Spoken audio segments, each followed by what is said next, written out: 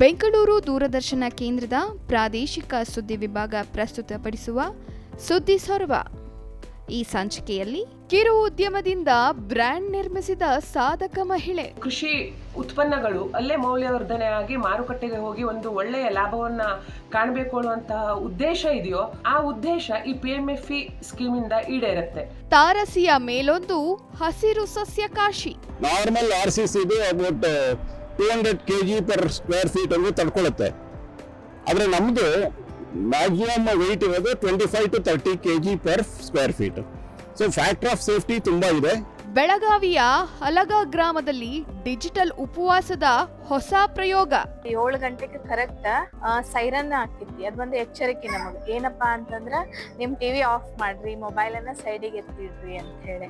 ಸ್ವಾವಲಂಬಿ ಬದುಕಿಗೆ ಆಧಾರವಾದ ಸಾವಯವ ಬೆಲ್ಲ. ಪ್ರಧಾನ ಮಂತ್ರಿಯವರ ಮೇಕ್ ಇನ್ ಇಂಡಿಯಾ ಕಾನ್ಸೆಪ್ಟ್ ಅನ್ನ ಇನ್ಸ್ಪೈರ್ ಆಗಿ ತಗೊಂಡು ಒಂದು ಸಣ್ಣ ಮನೆಯಿಂದ ಸ್ಟಾರ್ಟ್ ಮಾಡಿರೋಂಥ ಉದ್ಯಮ ಈಗ ಇಂಡಸ್ಟ್ರಿ ಮಟ್ಟಕ್ಕೆ ಬಂದಿದೆ.